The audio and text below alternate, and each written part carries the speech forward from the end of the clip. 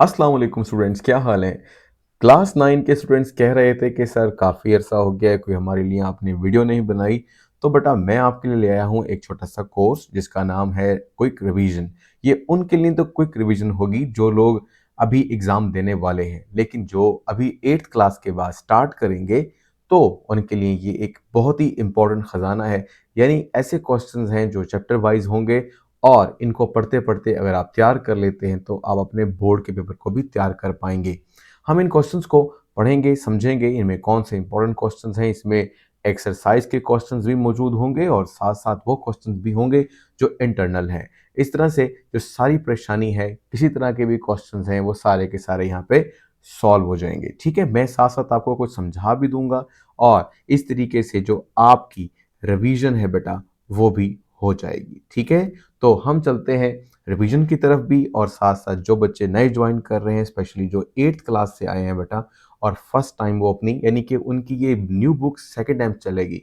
First time ये book का test बच्चे देने जा रहे हैं अभी कुछ दिनों में और जो बच्चे फर्स्ट टाइम आए हैं 9th क्लास में उनके लिए भी ये रिवीजन नहीं समझें उनके लिए समझें कि वो उनको फर्स्ट टाइम कर रहे हैं। तो इसलिए मैंने दोनों तरीकों से बात समझानी है आपको ताकि दोनों को फ़ायदा हो जाए। अच्छा, जो बच्चे पुराने हैं, उनके लिए याद है उनको कि वो स्मार्ट सिलेबस के अकॉर्डिंग चल रहे हैं, तो स्मार्ट स्मिथ सिलेबस जो होगा, वो जो क्वेश्चन होंगे, मैं उस पे डिस्कस कर दूँगा कि ये स्मार्ट सिलेबस में है, तो वो आप ना कीजिएगा, यानी जो नहीं करने वो ना कीजिएगा, बाकी सारे कर लीजिएगा, ठीक है? तो आज जो हम स्टार्ट करेंगे बेटा, वो हम स्टार्ट करेंगे चैप्टर 1 से और चैप्टर 1 में जो कुछ भी होगा बेटा, वो हम डिस्कस करेंगे, ओके जी? तो शुरू करते हैं अपने पहले क्वेश्चन से। ये क्वेश्चन हमारे पहले नंबर पर आएंगे, जो क्वेश्चन होंगे वो एक्सरसाइज से आएंगे, तो आपको इसको करना है। तो बेटा जो हमारे पास पहला पहला क्वेश्चन है, जैसे कि आप यहाँ पर देख सकते हैं, ये क्वेश्चन है what is there a need to divide chemistry into many branches. देखो भाई, जब भी हम एक नॉलेज पढ़ते हैं, जैसे सपोज कीजिए हम केमिस्ट्री पढ़ रहे हैं, तो केमिस्ट्री एक साइंस की ब्रांच है। यानी साइंस एक वास्ट नॉलेज था जिसको एक साथ पढ़ना मुश्किल था, तो हमने उसको केमिस्ट्री, फिजिक्स, बायोलॉजी में डिवाइड कर लिया। और अब हम चाहते हैं कि केमिस्ट्री को पढ़ें, तो केमिस्ट्री भी एक आम छोटा इल्म नहीं है, तो इसको भी हमने डिफरेंट ब्रांचेस में तकसीम कर लिया। जैसे मिसाल के तौर पर हमने कहा कि हमारे पास हो सकती है ऑर्गेनिक केमिस्ट्री, हमारे पास इनऑर्गेनिक केमिस्ट्री, ठीक है, फिजिकल केमिस्ट्री और इसी तरीके से बायोकेमिस्ट्री, बहुत सारी केमिस्ट्रीज इन्वॉल्व होती हैं।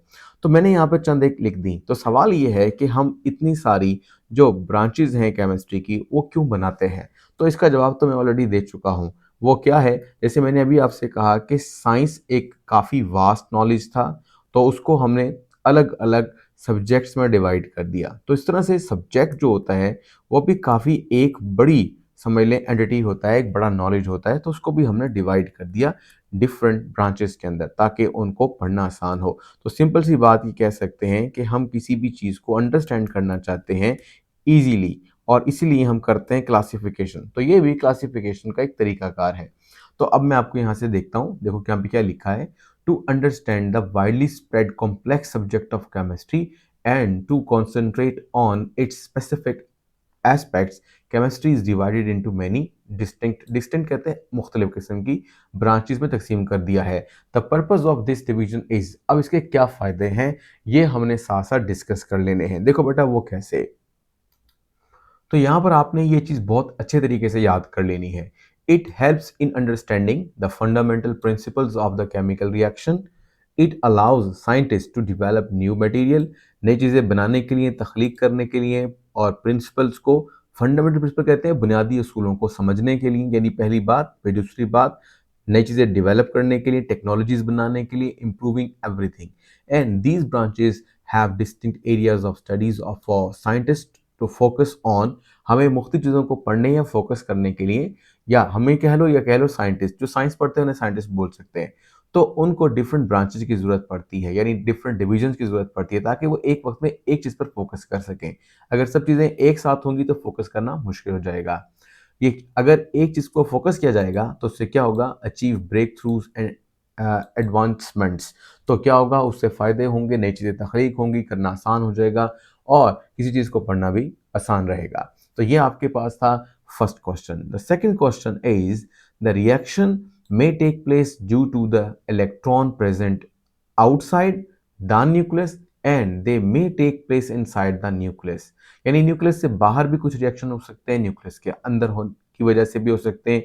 Which branch of chemistry covers these branches. अब वो कहता है कि अगर रिएक्शन न्यूक्लियस के बाहर और न्यूक्लियस के अंदर, यानी न्यूक्लियस से बाहर वाले इलेक्ट्रॉन्स के जरिए हो रहा हो या न्यूक्लियस के अंदर की वजह से हो रहा हो, तो आप इनको केमिस्ट्री की किन ब्रांचेस में डिवाइड करोगे, यानी इन दोनों किस्म के रिएक्शंस को।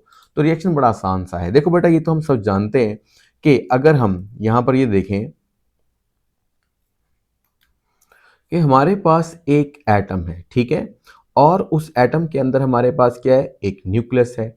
न्यूक्लियस पर चार्ज क्या है, पॉजिटिव है। अब बाहर क्या है, इलेक्ट्रॉन्स है। तो इलेक्ट्रॉन्स क्या कर सकते हैं, निकल सकते हैं। निकलने के बाद केमिकल रिएक्टिविटी होगी। जैसे सपोज करो कि आपके पास सोडियम है और आप सोचो कि सोडियम ने एक इलेक्ट्रॉन क्या कर दिया है, निकाल दिया है। तो पीछे क्या बनेगा, सोडियम आयन। अब सोडियम आयन जो है वो रिएक्ट कर सकता है किसी दूसरे आयन के साथ, जैसे कि हम मान सकते हैं क्लोराइड आयन के साथ, और आपके पास एक नई चीज तख्लीक हो जाएगी। तो इस तरह से रिएक्शन हुआ और रिएक्शन हो जाने पर हमने उस चीज को देखा जो न्यूक्लियस से बाहर थी, यानी कि ये वाला इलेक्ट्रॉन। ये एक इलेक्ट्रॉन भी हो सकता है, कई इलेक्ट्रॉन्स भी हो सकते हैं। तो ये मैंने आपको एक सिंपल सी बात बताई। तो यहाँ पे लिखा है reactions that involves electron outside the nucleus are studied in the physical chemistry। हम इस तरह के रिएक्शंस को फिजिकल केमिस्ट्री में पढ़ लेते हैं। तो बेटा आपने यहां पर फिजिकल केमिस्ट्री का नाम देना है। अब अगली बात आती है। अगली बात क्या है, the reactions that takes place inside the nucleus are part of the nuclear chemistry. यानी यहां पर आपको ये बात समझाने की कोशिश की है कि अगर हम ये देखें कि जो न्यूक्लियस है वो ब्रेक कर रहा है, वो टूट रहा है। आप लोगों ने पढ़ा होगा न्यूक्लियर फिशन, न्यूक्लियर फ्यूजन, ठीक है। अगर आपको नहीं पता तो न्यूक्लियस के टूट जाने पर या न्यूक्लियस के टूटने पर ही तो आजकल जिक्र हो रहा है वॉर्स का, तो एटम बम बनाए जाते हैं इसी नॉलेज की बिना पर। तो अगर हम न्यूक्लियस की स्टडी कर रहे हैं और उसकी से होने वाले रिएक्शंस के बारे में पढ़ रहे हैं, तो असल में हम जिक्र कर रहे हैं किसका, न्यूक्लियर केमिस्ट्री का। तो आपने यहां पर दो किस्म की केमिस्ट्री पढ़ी बेटा, ठीक है। वो कौन कौन सी, एक तो फिजिकल केमिस्ट्री और दूसरी न्यूक्लियर केमिस्ट्री। अब उसके बाद आता है नेक्स्ट क्वेश्चन। नेक्स्ट क्वेश्चन है what type of problems are solved in the analytical chemistry. Analytical chemistry का स्कोप क्या है, ऐसे भी क्वेश्चन आ सकता है। तो एनालिटिकल केमिस्ट्री का क्या फायदा है, ये आपने बताना है। एनालिटिकल केमिस्ट्री जो आपके पास होती है बेटा, उसको हम इस तरह इस्तेमाल करते हैं। देखो, एनालिटिकल केमिस्ट्री में एक वर्ड है एनालिसिस। तो समझो हम एनालिसिस करते हैं। एनालिसिस दो तरह से हो सकते हैं कि कोई चीज मौजूद है या नहीं है, यानी यस और नो में आंसर होगा। अगर ऐसा हुआ तो असल में हम जिक्र कर रहे हैं क्वालिटेटिव आंसर का। क्वालिटेटिव आंसर, QUALITATIV, याद करते जाएंगे, ठीक है। क्वालिटेटिव स्टडी कर रहे हैं और अगर हम ये बता रहे हैं कि कोई चीज़ मौजूद तो है लेकिन वो कितनी मिकदार में, फॉर एग्जांपल वो 2 ग्राम्स है, 3 मोल्स है, या कोई वैल्यू हो सकती है 250 किलो जूल है, यानी एनर्जी का जिक्र है। तो जब वैल्यूज में आंसर आता है तो ये एक्चुअली क्वांटिटेटिव आंसर होता है, यानी इसके अंदर क्वांटिटी होती है। अब इसी एतबार से हमने एनालिटिकल केमिस्ट्री को डिवाइड कर दिया क्वालिटेटिव केमिस्ट्री और क्वांटिटेटिव केमिस्ट्री, या एक वर्ड और इस्तेमाल करते हैं दैट इज कॉल्ड एनालिसिस, यानी क्वालिटेटिव एनालिसिस और क्वांटिटेटिव एनालिसिस। यही फायदा है कि हम जान सकते हैं। सपोज कीजिए आपके पास एक डॉक्टर है और डॉक्टर कहता है कि भाई ये आपका एक टेस्ट है, ये आप करके लाओ।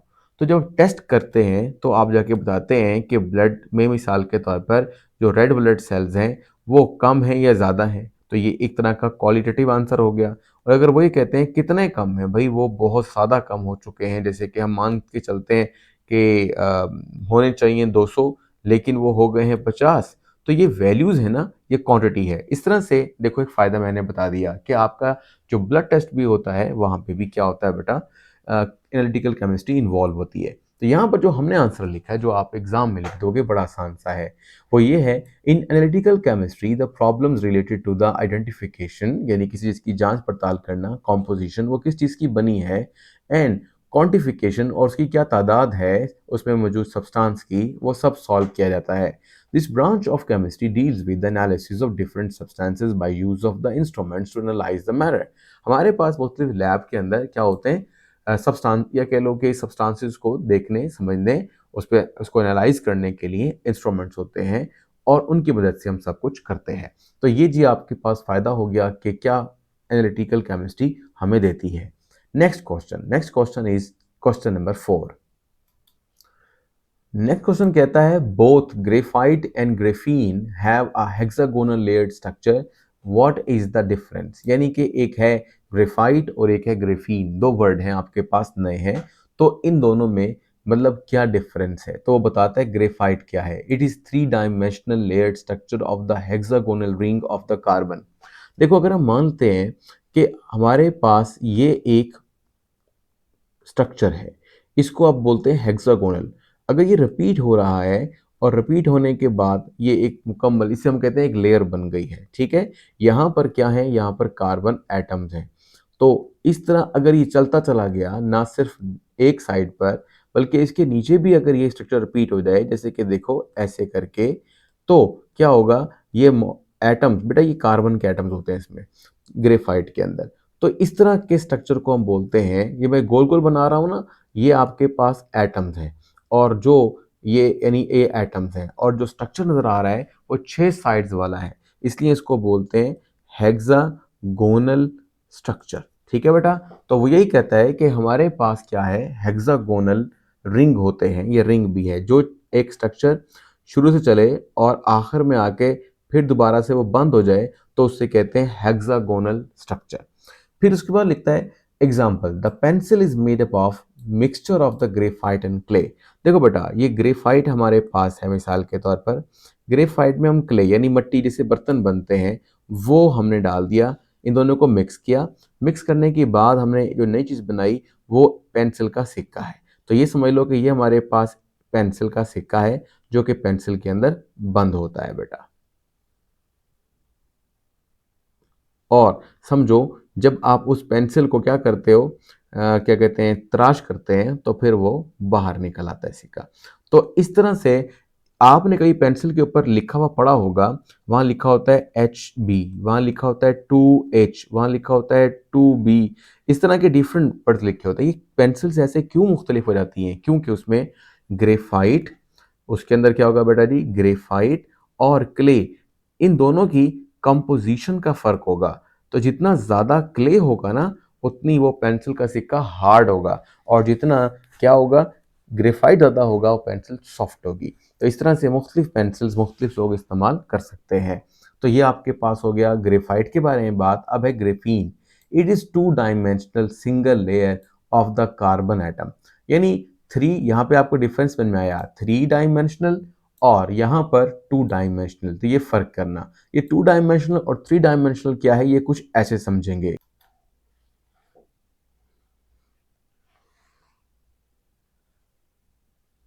देखो, अभी हमने ये बात समझ ली है, वो ये कि अगर मैं आपसे कहता हूं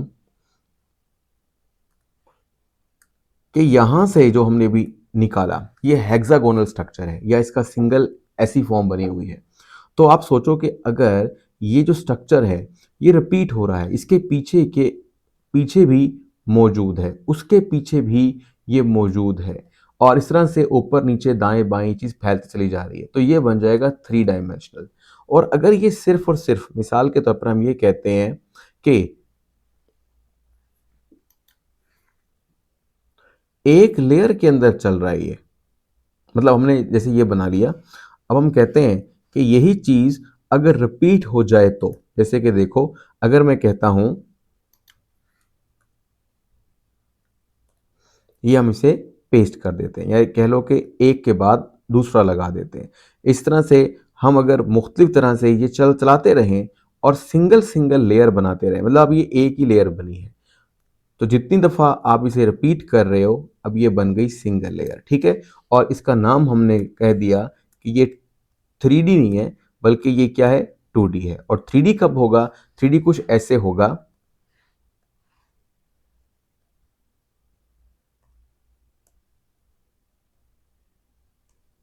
ये देखो, अब ये हमने इसके समझो इसके आगे लगा लो या कह लो पीछे, तो अब आपको ये महसूस हो रहा होगा कि ये तो बड़ा स्ट्रक्चर डिफरेंट हो गया है। अब ये क्या बन गया है, अब ये बन गया है 3D। अब आपको 2D और 3D का डिफरेंस समझ में आया होगा। इसी तरह से अगर हम चीज़ों को रिपीट करते जाएं तो आप ये देखेंगे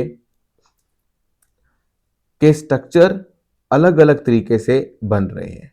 ये देखें, तो ये फैलता जाएगा, स्ट्रक्चर फैलता जाएगा और 3 डायमेंशनल बन जाएगा। तो अगर जो बच्चे बिल्कुल नए हैं, जिनको बिल्कुल समझ नहीं आती 2D 3D की, तो बेटा वो ये समझ लें कि जो आपके पास समझ लो कि ये डब्बा है, ये 2D है, और अगर हम इसकी एक और भी शक्ल बना लें तो ये 3D है। 3D से मुराद क्या हुआ, से मुराद ये हुआ कि इसकी देखो ये एक्स एक्सिस भी है, यहाँ पर इसका वाई एक्सिस भी है, और अगर हम यहाँ पर देखें तो इसका थर्ड एक्सिस भी है, मतलब लंबाई भी है, चौड़ाई भी है, मोटाई भी है। तो ये अगर ऐसा होगा तो 3D होगा, और अगर सिंपल सा एक डब्बा बना लें तो ये आपके पास जिसमें सिर्फ लंबाई और चौड़ाई या कह लो लेंथ और विड्थ होगी, वो 2D होगा। तो ये मैंने और भी आपको आसान करके समझा दिया है। ठीक है बेटा, तो ये जी 2D 3D का मतलब है। नेक्स्ट है example, it is used for the development of flexible light weight touch screens. तो टच स्क्रीन्स को ग्रेफीन के जरिए से बनाया जा रहा है। ठीक है, फिर उसके बाद हम चलते हैं अपने नेक्स्ट क्वेश्चन पर। नेक्स्ट क्वेश्चन कहता है why are supercritical fluids important. यानी ये सिंपल सा क्वेश्चन है कि भाई सुपर क्रिटिकल फ्लूइड्स की इंपॉर्टेंस क्या है, वो कहाँ यूज होते हैं, उनका क्या फायदा है। कुछ तरह भी सवाल बनाया जा सकता है, जवाब बिल्कुल सेम रहेगा। ठीक है, तो हम इसके जवाब की तरफ चलते हैं। जवाब कहता है a supercritical fluid are important because they exhibit the property of both liquid and gas. तो इसमें ये जो वर्ड आ रहा है लिक्विड और गैस, ये सबसे इंपॉर्टेंट वर्ड रहेगा। मतलब इसके पास दो खसूसियात हैं, लिक्विड और गैस वाली। When they are at specific temperature and pressure, these fluids are used in the, देखो बेटा ये इसने कंडीशन ऐड कर दी है। अब आप कहोगे सर ये कैसे पॉसिबल है कि एक चीज है वो हमारे पास मिसाल के तौर पर लिक्विड भी है और सॉलिड भी है, तो ये कैसे हो सकता है। तो आप ये सोचो कि इनके दरमियान एक टेम्परेचर का डिफरेंस है, यानी अगर टेम्परेचर फॉर एग्जांपल एक हद से ज़्यादा है तो वो चीज़ लिक्विड बन जाएगी, और वो हद से अगर कम है तो वो सॉलिड बन जाएगी। तो एक ही वक्त में दो शक्लें भी आ सकती हैं, लेकिन तब जब वहाँ पर टेम्परेचर डिफरेंट हो। और इसी तरीके से टेम्परेचर के साथ एक और चीज़ भी आप ऐड कर लो, दैट इज़ कॉल्ड प्रेशर। तो बोथ टेम्परेचर और प्रेशर मिलकर डिसाइड करते हैं कि कौन सी फॉर्म उस वक्त में एग्जिस्ट करेगी।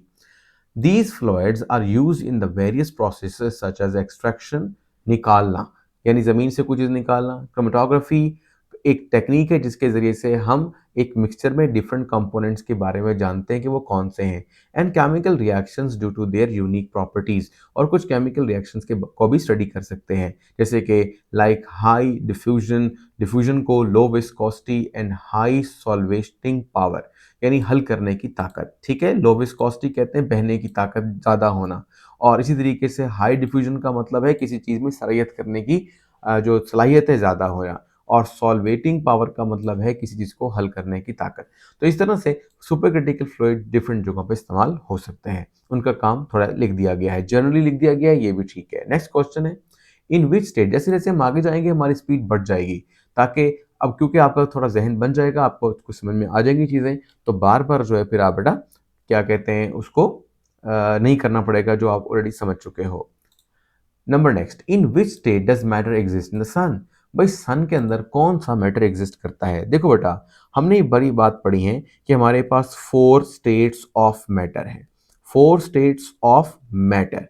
तो ये सब आपको नाम आते हैं, जैसे कि 3 नाम तो सबको आते हैं जो आप बचपन से ही पढ़ रहे हो, जैसे कि लिक्विड है, सॉलिड है और गैस है। और चौथी चीज़ जो अगर आपने अभी पढ़ी है दैट इज कॉल्ड प्लाज्मा। और प्लाज्मा के साथ साथ एक और फॉर्म भी होती है that is called back state, Bhoj Einstein condensate. तो इस तरह से कुल मिलाकर अगर देखा जाए तो हमारे पास बेटा कितनी 1 2 3 4 और 5 स्टेट होती हैं। ये स्टेट आमतौर पर नहीं पढ़ाई जाती, बहुत यानी कि डिफरेंट तरह की है, तो हम 4 तक रहते हैं हमारी। जो अगर आपके पास आ जाए एमसीक्यू आ जाए how many states of matter are there, then the answer is 4। ठीक है, तो ये आपकी इस बुक के हिसाब से करना है। अब सवाल ये है कि हमारा सवाल तो सन के एतबार से था, यानी सूरज के एतबार से था कि सूरज में वो कौन सी स्टेट है। देखो ना, हमें पता है लिक्विड पानी वगैरह, सॉलिड कोई भी चीज़ जो आपके इर्द गिर्द पड़ी है, ठोस चीज़, ठीक है, मेज़ है, कुर्सी है, या कोई आपके पास चलो मोबाइल है, तो ये सॉलिड हो गया। गैस हवा है। अब प्लाज्मा को आप कैसे देखते हो? तो वो कहते हैं, देखो अगर सपोज करो हमारे पास एक लाइट बल्ब है, हम मान लेते हैं कि ये हमारे पास एक बल्ब है और इस बल्ब से रोशनी आ रही है। वो रोशनी जो है वो ट्रैवल कर रही है। अब वो ट्रैवल कर रही है ना रोशनी, तो जो रोशनी है दैट इज कॉल्ड प्लाज्मा। तो ये प्लाज्मा। इसी तरीके से, बिल्कुल इसी तरीके से अगर हम बात करते हैं सन के लिए, समझ लीजिए ये हमारे पास एक सूरज है और सूरज से तो बहुत दूर तक रोशनी आती है, तो हम ये कहते हैं कि जो सूरज है वो प्लाज्मा से भरा हुआ है। तो यहाँ पे कुछ आप इतना भी लिख सकते हो, क्या लिख सकते हो? अगर छोटा तीन जवाब लिखना है वो ये है, आप लिखेंगे matter exist in the sun is plasma. तो यहाँ तक सवाल मुकम्मल हो सकता है। या फिर आप थोड़ा सा इसको अच्छे तरीके से लिखो जैसे मैंने लिखा है, in the sun matter primarily exist in the plasma state, यानी सूरज में प्लाज्मा स्टेट मौजूद होती है। Plasma is not generally seen, यह हमें आमतौर पर नजर नहीं आता फ्रॉम द मैटर। यानी मैटर का मतलब होता है आप किसी चीज को छू सकते हो, जैसे कि आपने किसी मोबाइल को उठाया हुआ है सॉलिड, आप किसी चीज को पी सकते हो यानी लिक्विड, आप सांस ले सकते हो gas, it is easy. But रोशनी को कैसे टच कर सकते हैं या उसको देख सकते हैं, तो वो कहते हैं थोड़ा सा जरा डिफिकल्ट होता है। फिर लिखता है it is composed of the particles with high kinetic energy. कुछ पार्टिकल इसमें होते हैं जो बहुत ज्यादा काइनेटिक एनर्जी यानी भाग दौड़ करने वाले होते हैं। It exist in the fluorescent tubes, जो चमकने वाली या कह लो रोशनी देने वाली ट्यूब्स हैं, उनमें होता है। लाइटनिंग, जब सूरज से या कह लें आसमान से जब बिजली कूदती है तो भी वहाँ पे होता है। एंड वेल्डिंग आर्ट्स, जहाँ पे शोला होता है, यहाँ पे किसी भी लोहे को या किसी भी वेल्ड करने वाले मेटल्स को वेल्ड किया जा रहा होता है, तो बहुत शदीद रोशनी पैदा होती है, वो भी क्या है? प्लाज्मा है। तो plasma can be considered as primarily ionised gas. ये आपके पास प्लाज्मा की तारीफ है, ठीक है। अगर कोई कहता है डिफाइन प्लाज्मा, तो आपने ऐसे करना है, gas containing electron, ions and photons. तो ये फोटोन भी लिख सकते हैं। तो और यहाँ लिख सकते हैं, जैसे कि सपोज करो मैं आपको समझाता हूं। देखो हुआ ये है कि ये आपके पास एक एटम है और एटम्स अगर जुड़कर रहते हैं तो ये सॉलिड बन जाता है, ठीक है। अब आप इस सॉलिड को गर्म करो तो इसके पार्टिकल थोड़े दूर दूर हो जाएंगे। इसका मतलब है कि अब वो मूव कर सकते हैं। अगर वो थोड़े बहुत मूव कर सकते हैं तो हम कहते हैं ये सॉलिड नहीं रहा, बल्कि ये चीज़ लिक्विड बन गई है। और अगर आप अभी भी इसको गर्म करना जारी रखें और पार्टिकल्स बहुत दूर दूर हो जाएं और अब आपको नज़र भी नहीं आ रहे, तो हम कहते हैं कि ये गैस हो गए हैं। यहाँ तक तो स्टोरी आसान है, लेकिन इसके बाद की स्टोरी यानी बिल्कुल ऐसे समझ लो कि ये आपके पास एक क्या है, एक चाइना डिश है और इसके अंदर आपके पास क्या है, एक आइस क्यूब पड़ा हुआ है, ठीक है। अब इस थोड़ी देर के बाद आप देखोगे ये है क्या, सॉलिड। लेकिन जब इसे गर्म करो या यहाँ गर्मी पहुंचे तो ये क्या बन जाएगा, पिघल जाएगा। तो ये बन जाएगा लिक्विड। हम जरा लिक्विड को ऐसे करके दिखा देते हैं, ये लिक्विड बन गया। और अगर आप इसको गर्म कर दें और गर्म करना जारी रखें और हत्ता कि पानी उबलने लगेगा, तो क्या होगा, ये ऐसे वेपराइज हो जाएगा, जिसका नाम होगा गैस, ठीक है। अब सोचो, हमने क्या लिया था, आइस ली थी, उसको हमने गर्म करना जारी रखा और वह गैस यानी वेपर बन गए। अब आप सोचो कि इसको और ज़्यादा गर्म कर रहे हैं। अब वेपर्स में क्या होगा, अब वेपर में क्या होगा, सपोज कीजिए वेपर में होंगे एटम्स, ठीक है, मॉलिक्यूल भी हो सकते हैं, फिर आसान करके चलते हैं। हम ये कहते हैं कि उसके अंदर एटम्स हैं और एटम्स के अंदर क्या है, न्यूक्लियस है। अब न्यूक्लियस के बाहर क्या है, इलेक्ट्रॉन्स हैं। अब यहाँ पर कई सारे एटम्स हैं, तो सोचें कुछ एटम्स ने अपने इलेक्ट्रॉन खारिज कर दिए हैं, ठीक है। जब इलेक्ट्रॉन खारिज कर देते हैं तो पीछे इलेक्ट्रॉन के दे जाने के बाद जो चीज़ बचती है वो पॉजिटिव आयन होता है। तो अब दो चीज़ें हो गई आपके पास, यानी जो एटम आयोनाइज हुए हैं उनकी वजह से एक क्या बना है, इलेक्ट्रॉन, एक बना हुआ है पॉजिटिव आयन, और जो अभी आयनाइज नहीं हुए वो है न्यूट्रल एटम। तो यही मैंने आपको बताना है कि जो प्लाज्मा होता है बेटा, उसमें तीन चीज़ें होती हैं। ये आपकी तारीफ, ये आपने तारीफ भी कर लेनी है और साथ साथ यानी समझो क्वेश्चन तो बड़ा आसान था कि सन जो है वो प्लाज्मा से बना है, लेकिन हमने उसमें प्लाज्मा से रिलेटेड चंद क्वेश्चंस भी ऐड कर दिए, यानी उसकी डेफिनेशन ऐड कर दी, उसका वो किस तरह का होता है वो भी ऐड कर दिया, यानी कहाँ होता है। तो इस तरह से एक बड़ा अच्छा सवाल बन जाता है। तो प्लाज्मा में क्या है, न्यूट्रल एटम्स हैं, प्लाज्मा में पॉजिटिव आयंस हैं और प्लाज्मा में इलेक्ट्रॉन्स हैं, ठीक है। और जो हमें रोशनी की शक्ल में नजर आते हैं, यानी आप ये समझ लो कि जैसे हम यूँ मान लेते हैं कि ये रोशनी है, तो रोशनी के पार्टिकल्स जो होते हैं, रोशनी के पार्ट रोशनी भी पार्टी रोशनी की दो नेचर है, एक पार्टिकल है और एक वेव है, ठीक है। आमतौर पे फिजिक्स आप वेव में पढ़ते हो। हमारे पास अगर हम ये मानते हैं कि ये आपके पास पार्टिकल्स हैं किसके, रोशनी के, तो रोशनी के पार्टिकल्स को बोलते हैं फोटॉन्स। क्या बोलते हैं बेटा जी? फोटॉन्स। तो यही आपके नोट्स में लिखा गया है कि इसमें इलेक्ट्रॉन भी हैं, इसके अंदर पॉजिटिव आयन या आयन्स भी हैं, और इसके अंदर इलेक्ट्रॉन अपना फोटॉन्स भी हैं, पार्टिकल्स को फोटॉन बोल दिया हमने, न्यूट्रल एटम भी लिखा था इसको। तो इस तरह से आपके पास एक अच्छा क्वेश्चन कंप्लीट होता है। अब नेक्स्ट क्वेश्चन पर आ जाओ। वो कहता है what is the importance of graphene. Graphene की इंपॉर्टेंस क्या है? ग्रेफीन पहले तो था, ग्रेफीन होता क्या है, अब बात हो रही है कि ग्रेफीन जो है वो उसकी फायदा क्या है। So graphene is important because it is a single layer of the carbon atom। पहले भी हमने कहा था इसकी सिंगल लेयर्स होती हैं, arranged in hexagonal pattern। Graphene has many applications in the electronics. अब आपने जो असल बात याद करनी है, electronics, energy storage devices and sensor and even in the medical devices. तो ये हर जगह पे इस्तेमाल हो रहा है।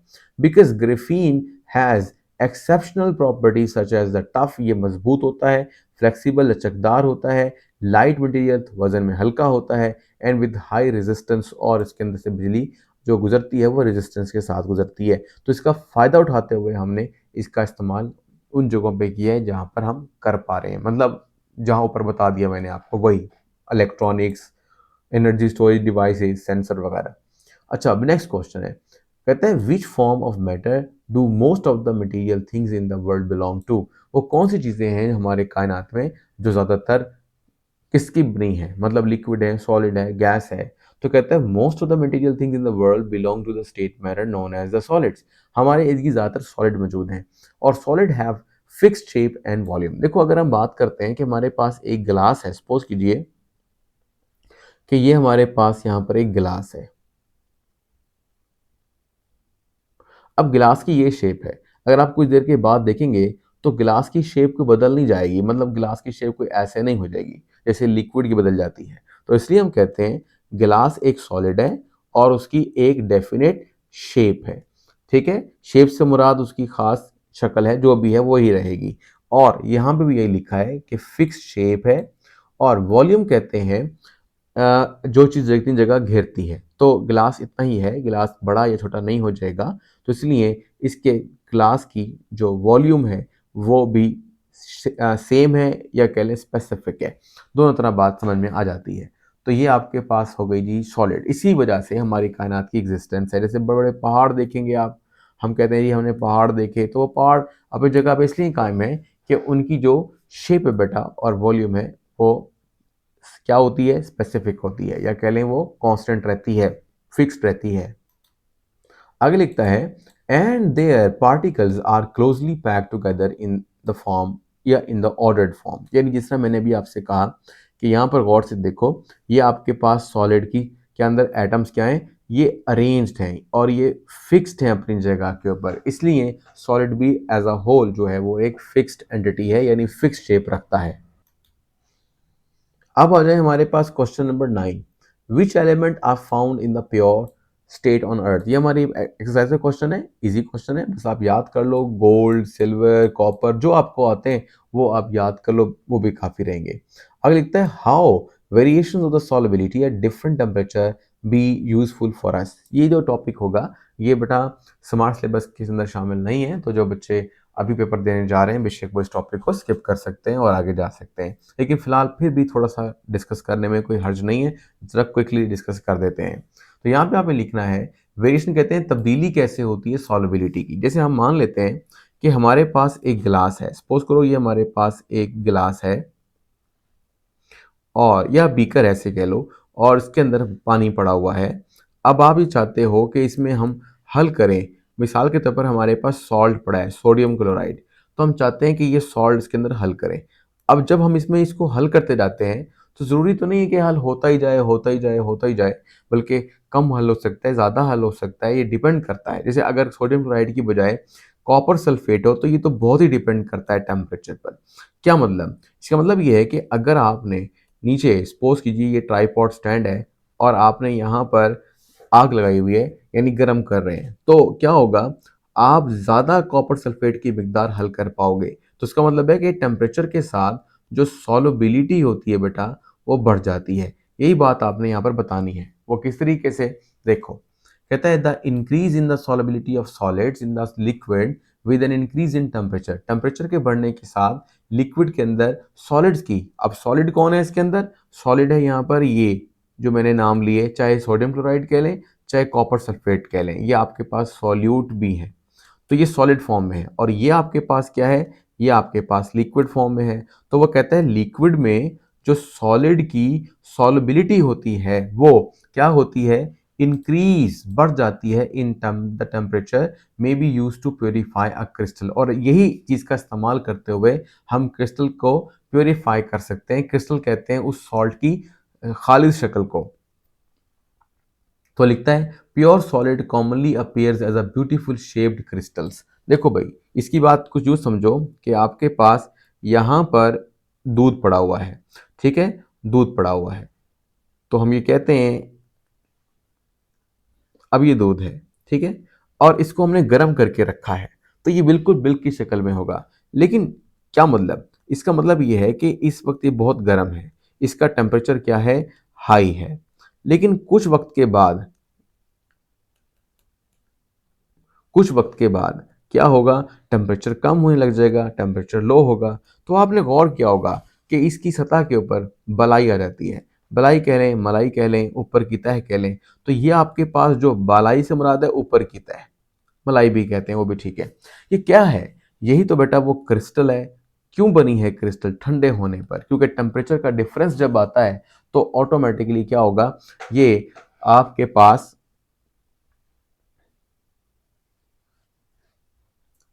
बनती हुई नजर आएंगी। तो यही उसने कहा कि टेम्परेचर या सॉल्युबिलिटी के डिफरेंस की बिना पर हम क्या कर सकते हैं?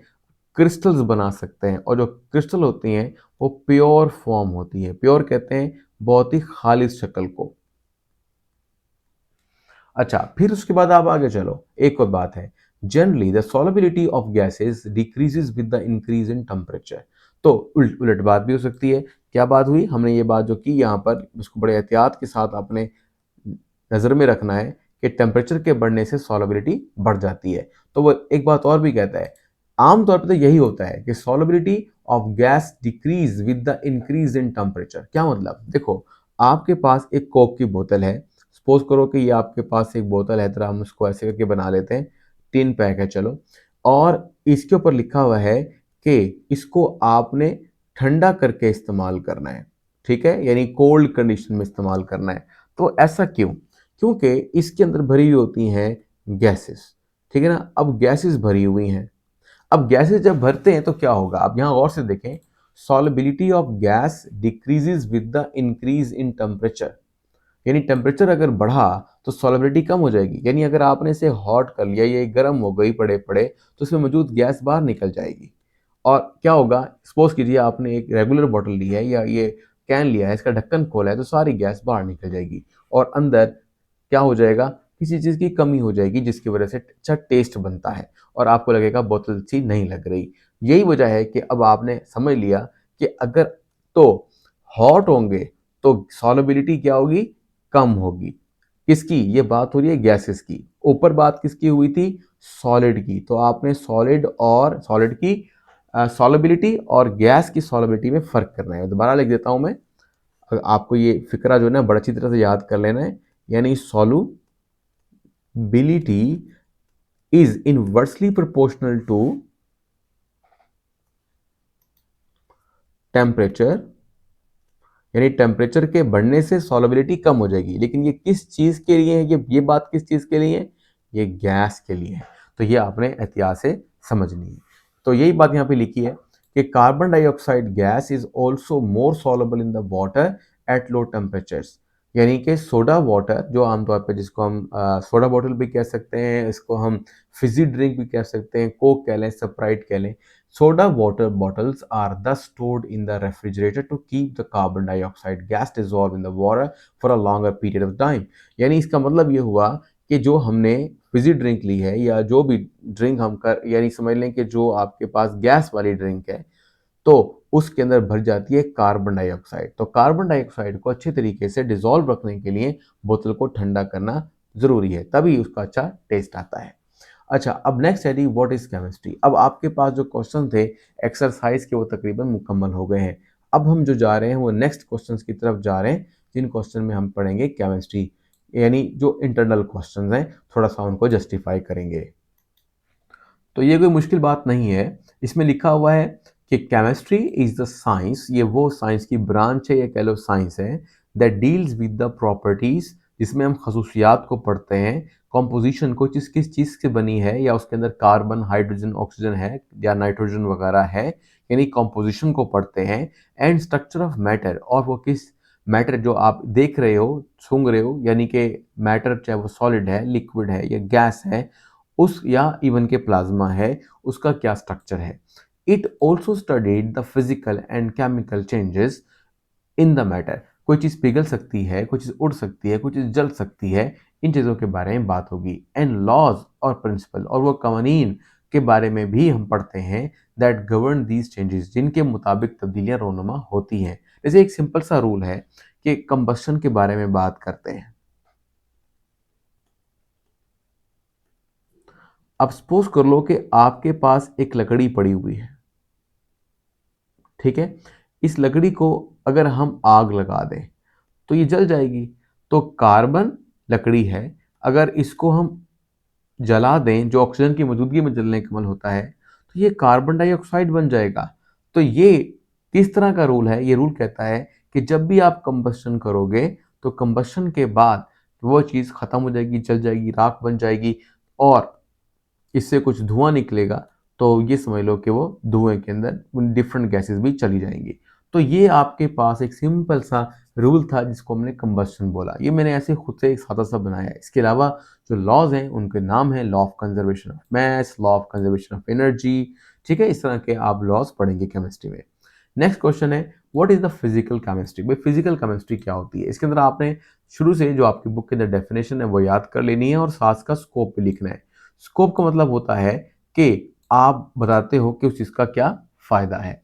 तो यहाँ पर हम कहते हैं, थोड़ा सा क्विकली देख लें, this branch investigates how substances behave. ये ब्रांच हमें बताती है, ये समझ कर या कह रहे इन्वेस्टिगेट कर कर के सब्सटेंस कैसे बिहेव करते हैं at atomic and molecular level, यानी वो छोटे होते हैं तो कैसा बिहेव करते हैं। It provides a clear explanation as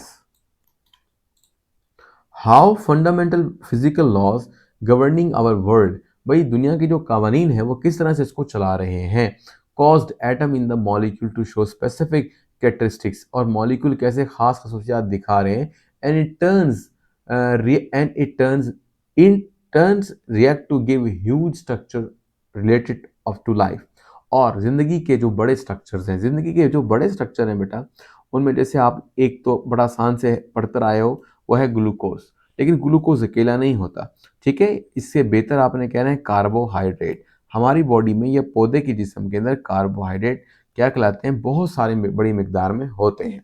इसकी मिसाल सेलुलोज भी है जो कि लकड़ी या छाल है, जो कि दुनिया में सबसे ज़्यादा पाए जाने वाला एक कार्बोहाइड्रेट है। तो इस तरीके से, और हमारी बॉडी में प्रोटीन है, जो आपकी खाल है वो सब की सब प्रोटीन है। तो ये लार्जर और बिग मॉलिक्यूल्स कहलाते हैं। तो हम इन सब को पढ़ते हैं किसके अंदर, यानी ये समझ लो कि डिफरेंट केमिकल रिएक्शंस के नतीजे में ये बनते भी हैं और टूट भी जाते हैं। इनको हम अपनी फिजिकल केमिस्ट्री में पढ़ते हैं, ठीक है। ये फिलहाल मैंने बायोमोलिक्यूल बता दिए हैं, तो बायोमोलिक्यूल की केमिस्ट्री भी फिजिकल केमिस्ट्री में पढ़ी जा सकती है। थोड़ा सा कंफ्यूज हूँ तो परेशान ना होइएगा, बस जैसे लिखा वैसे लिख दें, फिर आपके लिए बाद में यानी इसे समझना आसान हो जाएगा। Physical chemistry is also used to predict and change the rates of reaction, thus optimizing the condition to carry out the reaction on the industrial scale। ठीक है, एक बड़े इंडस्ट्रियल स्केल कहते हैं बड़े स्केल को, कारखानों को। जो कारखानों में होने वाले केमिकल रिएक्शंस हैं उनको समझना ईजी हो जाता है। इससे अगर हम बड़े पैमाने पे बेटा अगर इंडस्ट्रियल यानी स्केल हो, बड़ा मिकदार में कोई चीज़ बना रहे हो, तो उन रिएक्शंस में किसी चीज़ के ज़ाया होने पर बहुत बड़ा नुकसान हो सकता है। इसलिए हम क्या करते हैं, रिएक्शंस को ऑलरेडी करते हैं फिजिकली लैब के अंदर, और फिर वहाँ से सीखते हैं क्या चीज़ हमें कितनी डालनी है, और इस तरह से जब हम बड़े पैमाने पर रिएक्शन करते हैं तो कोई चीज़ ज़ाया नहीं होती। Next question is question 13, water is the difference between the organic. ये लिखा है वाटर नहीं,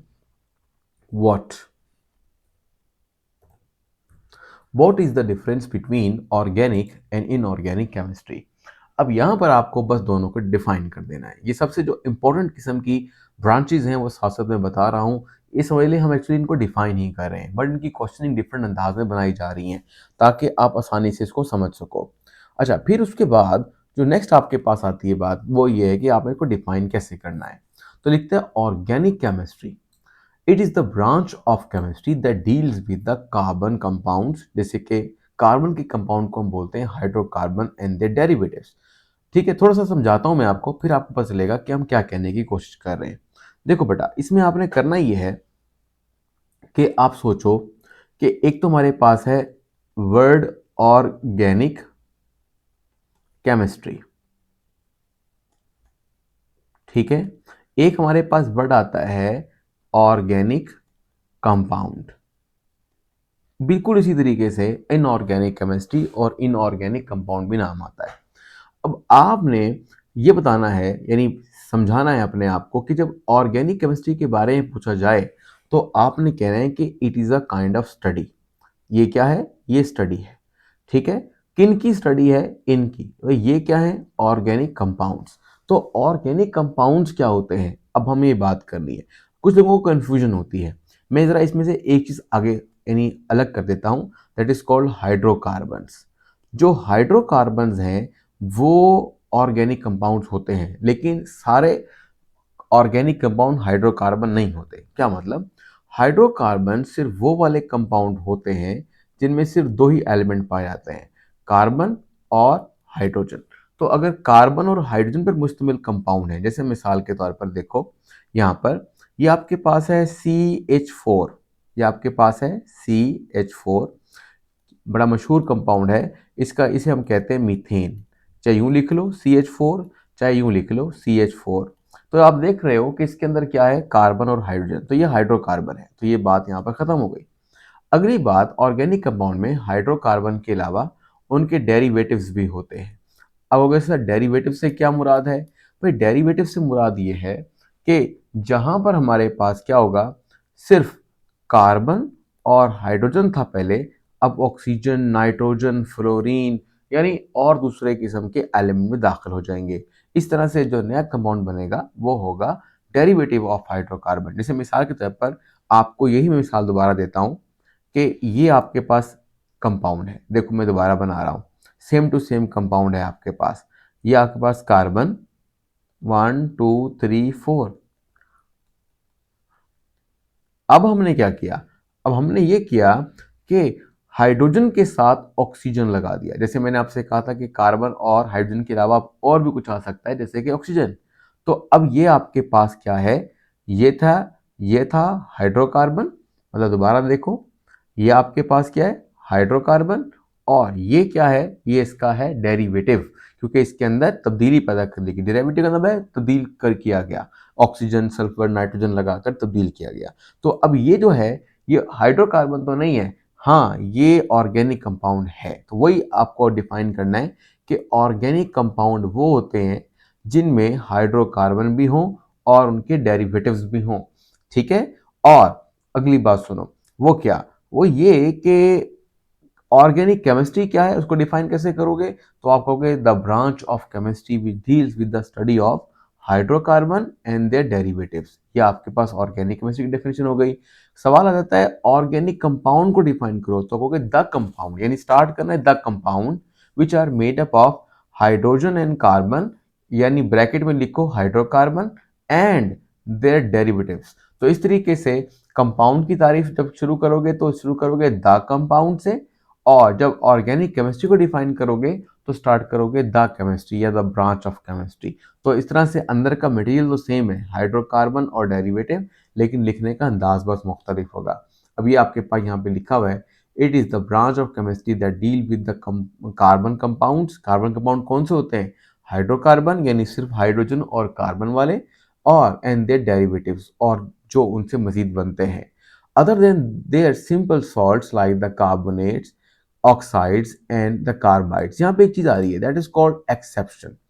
exception का मतलब होता है ये कंपाउंड कार्बन तो रखते हैं लेकिन ऑर्गेनिक कंपाउंड नहीं कहलाते। तो इनके अंदर बात ये है कार्बोनेट्स, जैसे सपोज कीजिए आपके पास हो गया सोडियम कार्बोनेट NaCO3, ये है सोडियम कार्बोनेट। देखो इसमें कार्बन है लेकिन फिर भी ये ऑर्गेनिक नहीं है। इस तरह से अगर हम बात करते हैं ऑक्साइड्स, देखो मिसाल के तौर पर हमारे पास है NaHCO3, से बाइकार्बोनेट भी बोल सकते हैं। और इसी तरीके से आपके पास डिफरेंट किस्म के कार्बन के ऑक्साइड CO2 और CO बड़े मशहूर हैं ये, ठीक है। ये CO3 यहाँ पे था इसलिए लिखा है मैंने। तो बात यहाँ पर ये CO2 और CO ये क्या है, इन दोनों के अंदर कार्बन तो मौजूद है लेकिन कार्बन के मौजूद होने के बाद, और ऑक्सीजन भी है, तो इसको डेरिवेटिव ऑफ हाइड्रोकार्बन नहीं कह सकते, इसमें हाइड्रोजन तो नहीं है, इसलिए डेरिवेटिव ऑफ हाइड्रोकार्बन नहीं है ये। लेकिन हमने कहा कि ये कंपाउंड ऑर्गेनिक नहीं है, तो चंद एक्सेप्शंस आती हैं। इस तरह से कार्बाइड, जैसे कि हम कहते हैं सोडियम कार्बाइड या लिथियम कार्बाइड Li4C, ये आप इसकी मिसाल ले लो तो बेहतर है।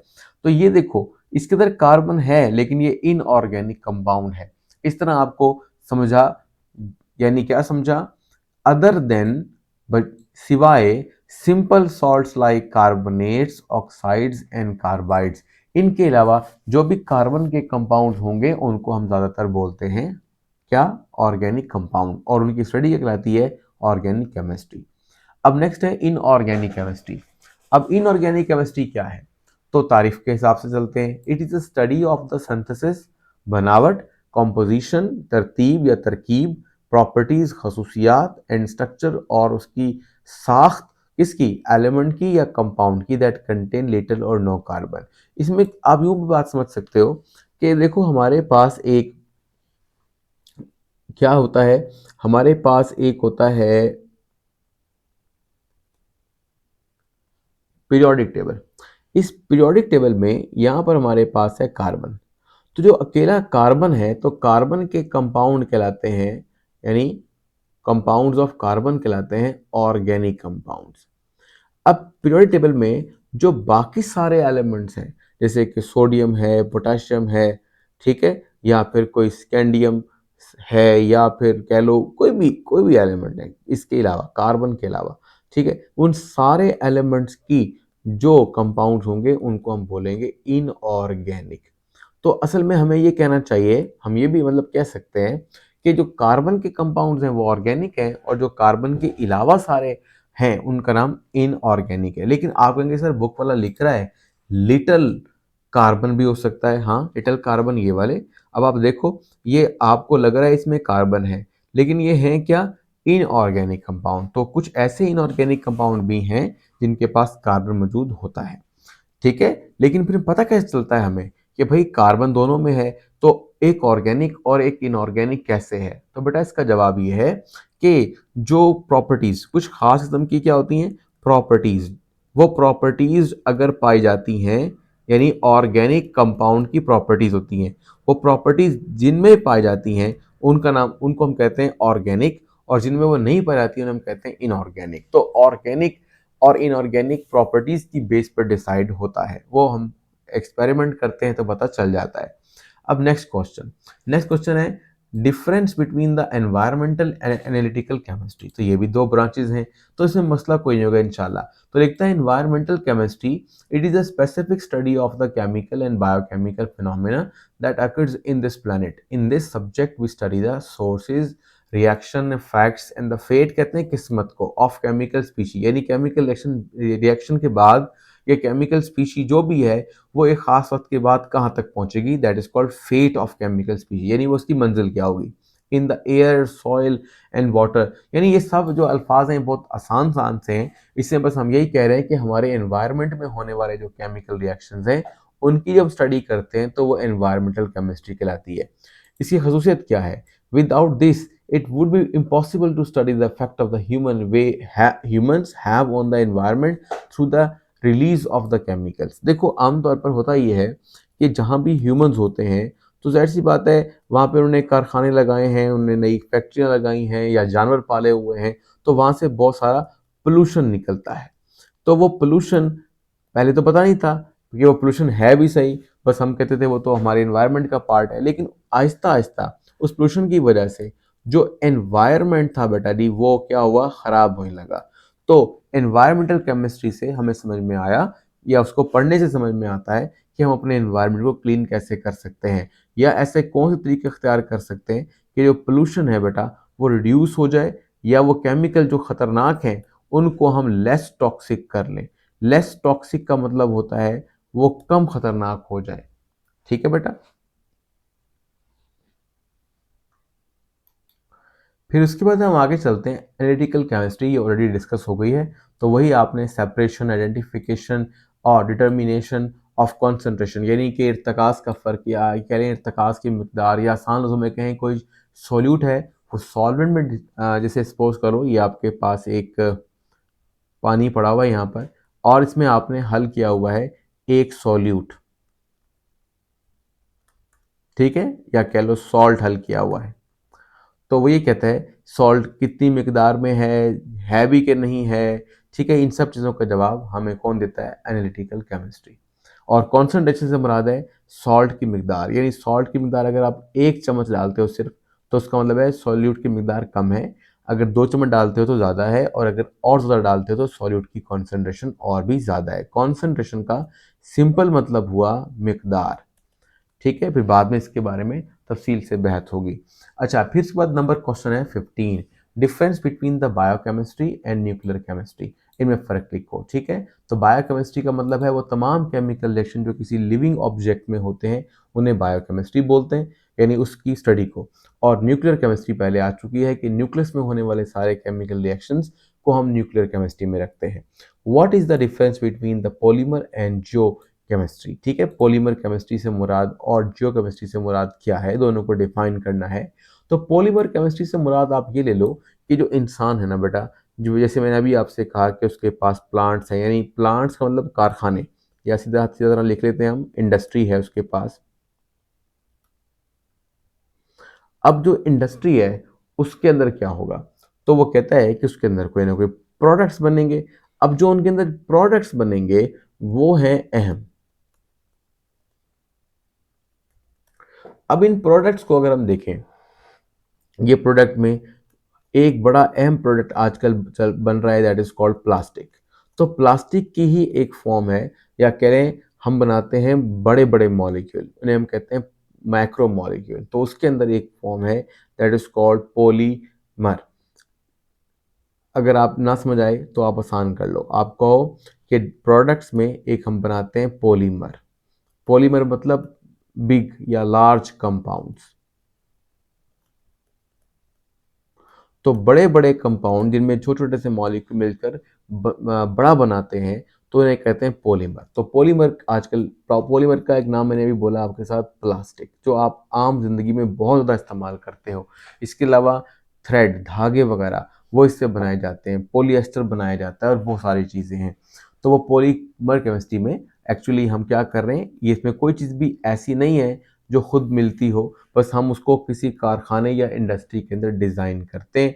तो जो चीज़ आप देख रहे हो अपने इर्द गिर्द बनी हुई, तो उनमें अक्सर चीज़ें पॉलीमर हैं। जैसे मैंने एक बड़ी मिसाल दी है प्लास्टिक, जो इर्द गिर्द फैला हुआ है। इसके अलावा कपड़े हैं बहुत सारे जिनमें सिंथेटिक फाइबर्स इस्तेमाल होते हैं, ठीक है, सिल्क इस्तेमाल होता है। तो इसी तरह से अगर आप अपने आपके हाथ में कोई पेन है, पेंसिल है या कागज़ है, ये सब के सब ये भी पॉलीमर की मिसालें हैं। अच्छा, नेक्स्ट है जी जियो केमिस्ट्री। ज़मीन पर होने वाले जितने भी केमिकल रिएक्शंस हैं और उनको स्टडी हम करते हैं वो करते हैं जियो केमिस्ट्री में। ठीक है, the study of the chemical composition of the earth and it's sources and mineral is called Jio chemistry.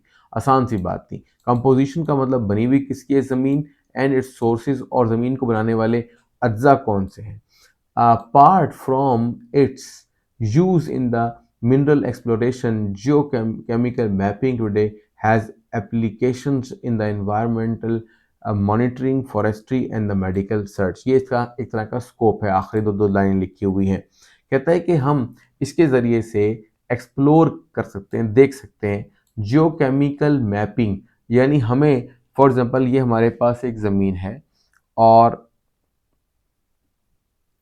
हम इस ज़मीन के ऊपर, चलो हम ऐसा करते हैं, बाकी जियो आपको दिखाते हैं कि कैसे होती है मैपिंग।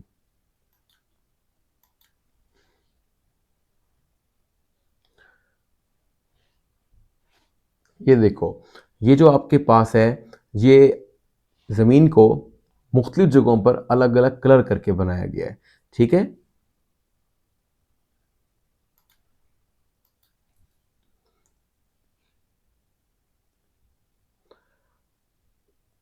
यानी आप अगर गौर से देखें यहाँ पर, तो ये देखो, ये डिफरेंट किस्म की मैपिंग आपको नज़र आ रही है। देखो, ये आपके पास एक इलाका है, आपको लगेगा ये कंट्री है, ये कंट्री है। फॉर एग्जाम्पल हम ये मान लेते हैं कि ये वो जगह है जहाँ पर ज़मीन में ज़्यादा लिक्विड पाया जाता है। हम मान लेते हैं कि ये वो जगह है जहाँ पर सॉलिड ये है, या यहाँ यूँ कह लो कि ये वो जगह है जहाँ पर बहुत सारे मिनरल्स पाए जाते हैं। ठीक है, ये वो जगह है जहाँ पर फॉर एग्ज़ाम्पल यहाँ पे पाया जाता है मैग्नीशियम ज़्यादा पाया जाता है। हम मान लेते हैं कि यहाँ पर कैल्शियम ज़्यादा पाया जाता है। ठीक है, इस तरह से हम मान लेते हैं कि ये वो जगह है जहाँ पे आयरन ज़्यादा पाया जाता है। तो हमने क्या किया, हमने पूरी ज़मीन को एक दफ़ा मैप कर लिया कि कौन सी चीज़ कहाँ पर मौजूद है। ठीक है, इस सैटेलाइट के थ्रू ऐसा किया जा सकता है। अब आपको समझ में आ गया होगा कुछ ना कुछ कि भाई ये तो हमने वर्ड इस्तेमाल किया, कौन सा, जियोकेमिकल मैपिंग। ठीक है, today has application in environmental monitoring, और ये पता चल जाएगा कि अगर यहाँ कारखाने लगे हैं कहीं पर, तो वहाँ पर कौन-कौन सी, यानी अभी तो ज़मीन के अंदर की बात की ना, जैसे मैंने आयरन की बात कर दी। ठीक है, इसी तरह से ज़ाहिर सी बात है ज़मीन जो होगी, उस ज़मीन के अंदर जगह-जगह पर हम ये भी देखेंगे ना, हवा भी होती है, कहीं कार्बन डाइऑक्साइड की मात्रा ज़्यादा होती है, कहीं पे कोई दूसरा पोल्यूटेंट ज़्यादा होता है। तो इस तरह से हम पता कर सकते हैं कि कहाँ पर कोई चीज़ ज़्यादा बन रही है, घट रही है, बढ़ रही है। जैसे-जैसे मैप के अंदर कलर चेंज होगा, तो उसी हिसाब से पता लग जाएगा कि ज़मीन पे क्या ज़्यादा इस्तेमाल हो रहा है या ज़्यादा बढ़ रहा है कोई चीज़। फॉरेस्ट्री कहाँ-कहाँ ज़्यादा ग्रीन कलर है, यानी कि वहाँ पर पौधे हैं, एंड मेडिकल रिसर्च, और इस तरह से हम मेडिकल रिसर्च कर सकते हैं दुनिया के उस जगह पे जाकर जहाँ पे हमें ज़रूरत है। तो इस तरीके से जियोकेमिस्ट्री जो है बड़ी हेल्पफुल होती है। नेक्स्ट क्वेश्चन नंबर है 17। वो कहता है अ lunar mission has recently brought sample from the moon. भाई हम मून पर गए और वहाँ से हम कुछ सैंपल उठा कर ले आए। तो सैंपल उठाने के बाद क्या है, कुछ बताओ। डिटर्मिनिंग इट्स कंपोजिशन, अगर हम वहाँ से मिट्टी ले आए हैं चाँद से और हम ये देखना चाहते हैं वो कैसी है, तो हम उसको कौन सी ब्रांच में पढ़ेंगे। तो ये इसका सवाल था। जवाब है एनालिटिकल केमिस्ट्री। ठीक है, studying the physical properties of the materials it contain, जो हम चांद से उठा के लाए हैं उसमें जो चीज़ें मौजूद हैं उनकी फिजिकली उनको स्टडी करते हैं, उसका मेल्टिंग पॉइंट क्या है, बॉइलिंग पॉइंट क्या है, उसका कलर क्या है। तो ये हम क्या कर रहे हैं, फिजिकल केमिस्ट्री कर रहे हैं। Carrying out the chemical reactions with the usual inorganic reagent, और उसमें हासिल होने वाले जो इनऑर्गेनिक कंपाउंड्स हैं उन, या रिएजेंट्स भी कंपाउंड बोलो, उनके आपस की केमिकल रिएक्शन करवा रहे हैं। तो क्या कर रहे हैं, तो हम कर रहे हैं इनऑर्गेनिक केमिस्ट्री, या उसकी स्टडी कर रहे हैं। तो ये था जी आपके पास सिंपल सा question. Question 18, define the saturated and give saturated solution and give an example. देखो भाई, बाज़ औक़ात एग्जांपल नहीं लिखी होती, यानी सवाल में नहीं लिखा होता, लेकिन जवाब में आपने एग्जांपल ज़रूर देनी होती है। तो देखो भाई, इसकी सिंपल सी जो लॉजिक है वो ये है कि हम यूँ कहते हैं कि ये हमारे पास एक बीकर है। इस बीकर के अंदर क्या है, पानी भरा हुआ है। अब आप इसके अंदर क्या डालते हैं, आप इसमें डालते हैं सॉल्ट्स। जैसे कि हम मान लेते हैं कि हम डाल रहे हैं मैग्नीशियम क्लोराइड, या चलो हम डालते हैं घर में आपने देखा होगा चूना होता है। ठीक है, चूना या फिर कैल्शियम कार्बोनेट, वो हम इसमें डालते हैं। अब डालने के बाद, ठीक है, चूना पानी में इतना हल नहीं होता, लेकिन चलो ऐसे डाल लेते हैं, कोई मसला नहीं है। आप जब डालोगे इसको अच्छी तरह से हिलाओगे, हिलाने के बाद आपको पता चलेगा कि जो आपने चीज़ डाली थी वो इसके अंदर हल हो गई है। फिर आप थोड़ी सी और मिकदार में डाल दोगे, ठीक है, यानी कि मज़ीद उसके अंदर ऐड करोगे। जब मज़ीद ऐड करेंगे तो वो भी हल हो सकती है। तो इसका मतलब क्या है? इसका मतलब ये है कि एक वक्त ऐसा आएगा कि वो चीज़ मज़ीद हल नहीं होगी बल्कि नीचे की जानिब बैठ जाएगी। तो इस वक्त जो सॉल्यूशन की हालत होगी उसको हम कहेंगे सैचुरेटेड, मतलब मज़ीद मिकदार सॉल्यूट की अब हल नहीं हो सकती। तो a solution containing maximum amount of solute at a given temperature, एक खास टेम्परेचर के ऊपर जितनी मिकदार हल होनी है मैक्सिमम मिकदार वो हल हो जाए, तो उस सॉल्यूशन को जो उस वक्त बन चुका है वो हम क्या कहते हैं, उसको saturated solution. Example, a solution of 5.3 molar sodium chloride at room temperature, कहता है अगर हम सोडियम के 5.3 मोल ले लें, ठीक है, तो मोल ले लें, तो इतनी मिकदार में जो हल करेंगे इससे ज़्यादा वो मोल हल नहीं होंगे। किसने? पानी कितना लेते हैं? 100 ग्राम। 100 ग्राम पानी में इससे ज़्यादा मोल हल नहीं होंगे, तो इसका मतलब है पानी इस वक्त फुली सैचुरेटेड है। अच्छा, फिर उसके बाद है difference between the medicinal and यानी मेडिसिनल केमिस्ट्री एंड ऑस्ट्रोकेमिस्ट्री, ऐसे कह लो। तो बात यहाँ पर सिंपल सी है, मेडिसिन से आपको समझ आ गया मेडिसिन के बारे में इल्म हासिल करना, और उसके अंदर कौन से केमिकल हैं, वो केमिकल किससे बने हैं, इन सब चीज़ों के बारे में बात करना मेडिकल केमिस्ट्री कहलाता है। और ऑस्ट्रो कवर्ड आता है फल्कियात से, यानी ज़मीन से बाहर जो आसमान है उसमें जो चांद तारे हैं वो या वहाँ पर होने वाले जो केमिकल रिएक्शंस हैं उनकी जो स्टडी है वो करते हैं ऑस्ट्रोकेमिस्ट्री में। तो ऑस्ट्रोकेमिस्ट्री या एस्ट्रोकेमिस्ट्री is study of molecules ions in space and the Interstellar universe, ठीक है। ये इंटरस्टेलर यूनिवर्स में आपको दिखा देता हूँ, वहां पर मौजूद जितने भी केमिकल्स हैं उनकी स्टडी का नाम ऑस्ट्रोकेमिस्ट्री है। देखो आप ये मानो कि ये हमारे पास क्या है, सन है, सूरज है, ठीक है, और ये आपके पास क्या है, अर्थ है, मार्स है, जुपिटर है, मतलब ये सारे के सारे। फिर अब ये जो आपके पास एक खाली जगह आ जाती है, और ये या कह रहे हैं इर्द गिर्द की जो खाली जगह आ जाती है, या दो बड़े बड़े जो कहते हैं फल्कियाती अजसाम, दो बड़े सैयारों या कह लो कि प्लैनेट्स के दरमियान जगह आ जाती है, उसको हम कहते हैं इंटरस्टेलर मीडियम या स्पेस, ठीक है।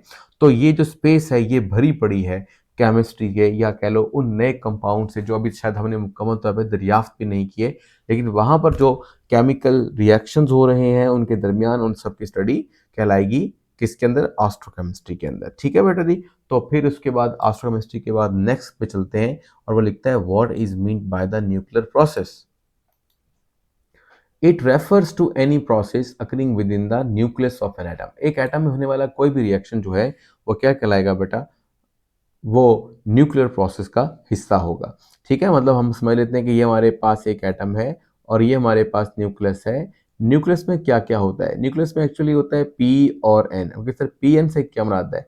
पी से मुराद है प्रोटॉन्स, और एन से मुराद ले लो न्यूट्रॉन्स। तो प्रोटॉन और न्यूट्रॉन का आपस का कोई एक ताल्लुक, या सिर्फ न्यूट्रॉन की वजह से जो हमारे पास रिएक्शंस हो रहे हों तो हमने न्यूक्लियर प्रोसेस कहते हैं। इसकी एग्जांपल किताब ने फिशन और फ्यूजन दी है। ये बड़े मशहूर किस्म के क्या है, फिशन में होता ही है कि जो न्यूक्लियस है वह टूट जाता है और एनर्जी देता है, जिसकी वजह से जैसे एटम बम फटता है तो उसमें भी ऐसा ही होता है। और इसी तरह लिखता है for what purpose geothermal heat pump used. Geothermal pump क्या होते हैं? ये बड़े आसान सी चीज़ है। देखो वो ऐसा कि सपोज करो कि ये आपके पास घर है, ठीक है, ये चलो हम मान लेते हैं ये घर है, और ये घर में क्या है, नीचे एक गड्ढा है, ठीक है, ज़मीन में थोड़ा गहरा है। गहरे से मुराद ये है कि हम यहाँ से पानी ले सकते हैं, अंदर मोटर लगी हुई है, ये पानी यहाँ से आता है और जाता है घर के अंदर पाइपों की थ्रू, और फर्श के अंदर से होता हुआ फिर वापस आ जाता है। अब इसका क्या मतलब हुआ? इसका मतलब ये हुआ कि जब फॉर एग्जांपल हम मान के चलते हैं कि बाहर बहुत ठंडी है यानी सर्दी है, अब घर को हमने गर्म रखना है तो क्या होगा? तो देखो आपको याद होगा कि जब आप मुँह हाथ धोते हो सर्दियों के अंदर, तो आप देखते हो मोटर चलाने के बाद जो डायरेक्ट पानी आता है वो गर्म होता है। तो इसका मतलब है वो बाहर की निस्बत क्या होता है, वो हॉट होता है। अगर उस पानी को मोटर के ज़रिए से खींचकर और घर में दाखिल कर दिया जाए, और इस तरह से बहुत से मुल्क जहाँ बहुत ज़्यादा ठंड पड़ती है वहाँ ऐसा ही होता है कि ज़मीन के अंदर पाइप बिछाए जाते हैं, वहाँ पे मुसलसल वो पानी दौड़ता रहता है, ठीक है, आहिस्ता-आहिस्ता चलता रहता है। उससे होता ये है कि जो घर का टेम्परेचर होता है वो थोड़ा सा गर्म हो जाता है, यानी कि वो वहाँ पर हीट ट्रैप हो जाती है, इस तरह से घर गर्म हो जाते हैं। तो ये इसे कहते हैं जियोथर्मल पंप। जियो मतलब ज़मीन, ठीक है, थर्म कहते हैं हरारत को। जियोथर्मल पंप कहते हैं वो पानी का निज़ाम जो कि इस हीट को लेकर आ रहा है। और उल्टा भी कर सकते हैं। उल्टे से मुराद क्या है कि आपको ये पता है कि जब शदीद सर्दियाँ अपना गर्मियाँ रहती हैं, मतलब समर सीज़न आ जाता है, तो जब हम पानी चलाते हैं तो वो हमें पानी ठंडा महसूस होता है, यानी वह ऊपर की निस्बत ठंडा होता है। तो इसी तरह पानी को दोबारा सर्कुलेट कर ले जाता है और समर के अंदर जो पानी जो अंदर का हिस्सा है वो फिर हमें कोल्ड महसूस होता है। इस तरह से कोई ज़्यादा एनर्जी लगानी नहीं पड़ती, बस एक हल्की-फुल्की मोटर जो है वो चलती रहती है और उसकी वजह से पानी जो है थोड़ा ट्रैवल करता रहता है। इस तरीके से बन जाता है जियोथर्मल पंप। नेक्स्ट है जी आपके पास डिफाइन मैटर, गिव एग्जांपल। ठीक है, जो स्मार्ट सिलेबस वाले हैं उनमें थोड़ा सा ये क्वेश्चंस नहीं रखे जाएंगे या कह लें शामिल नहीं है, बट ये है कि जो बच्चे नए आए हैं वो हर सूरत हर सवाल को करेंगे क्योंकि उनका स्मार्ट सिलेबस नहीं होगा। अब मैटर को डिफाइन करें, ये तो बहुत ही छोटे क्लासेस का सवाल है।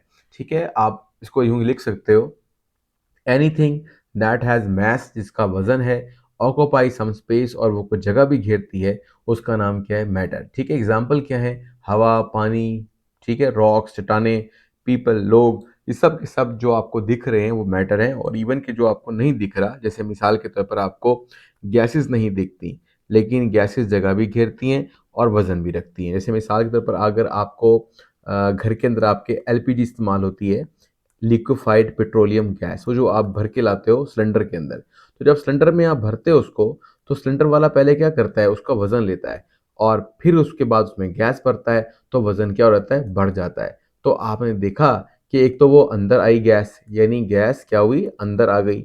अंदर आने का मतलब ये हुआ कि गैस ने जगह घेरी, उसका वॉल्यूम है।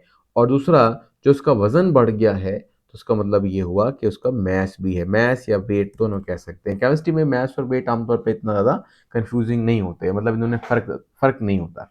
अच्छा, इसके बाद आगे चलते हैं, question number 23, that why do gases not have definite shape? भाई गैसेस की डेफिनेट शेप क्यों नहीं होती? तो सिंपल सी बात है कि गैस के मॉलिक्यूल बहुत दूर-दूर पाए जाते हैं और वो रैंडम मोशन में होते हैं, कोई ऊपर, कोई नीचे, कोई दाएँ, कोई बाएँ हरकत करता है, इसलिए उनकी कोई ख़ास शक्ल नहीं होती।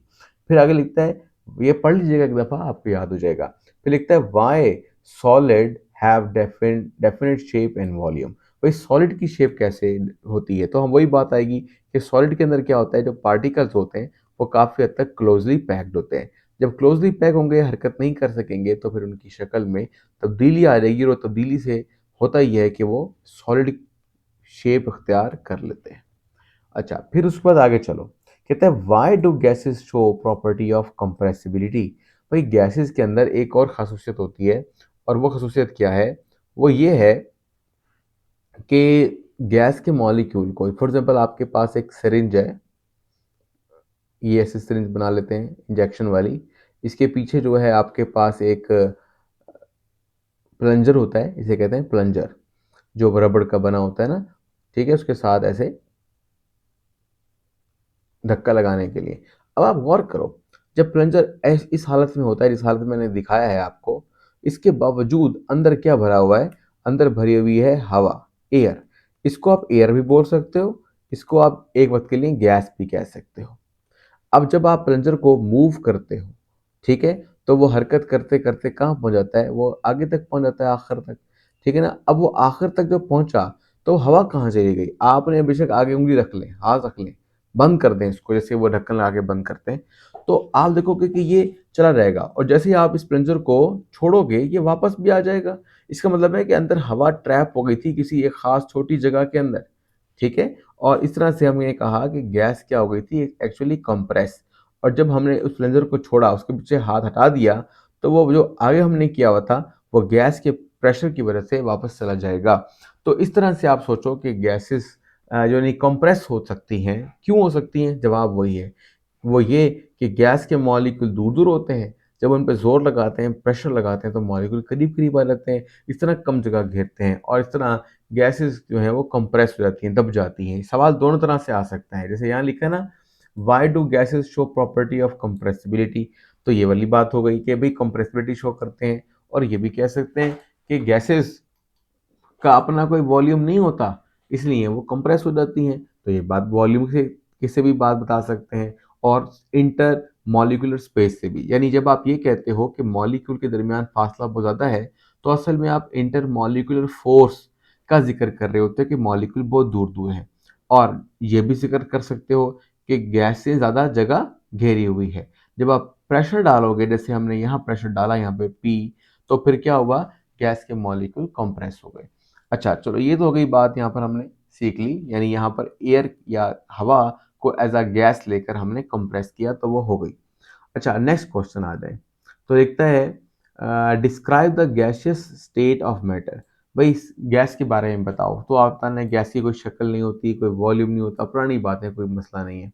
What is meant by solid, भाई सॉलिड क्या होता है, जिनके मॉलिक्यूल या जिनसे वो बना होता है उनके एटम बहुत करीब करीब होते हैं, इसकी वजह से वो चीज़ सॉलिड दिखती है। इसकी मिसाल क्या है, वो आपके पास है, जो आपके इर्द गिर्द है वो भी ठीक है, वरना आप लिख सकते हैं वुड, कोल, प्लास्टिक वगैरह। What are the physical state of matter, भाई फिजिकल स्टेट बताओ कौन सी हैं, तो लिखता है गैस है, लिक्विड है, सॉलिड है एंड प्लाज्मा है। तो आपने सिर्फ चार के हिसाब से बात करनी है। नेक्स्ट क्वेश्चन है, how can matter change it's state, matter अपनी शक्ल तब्दील कैसे कर लेता है।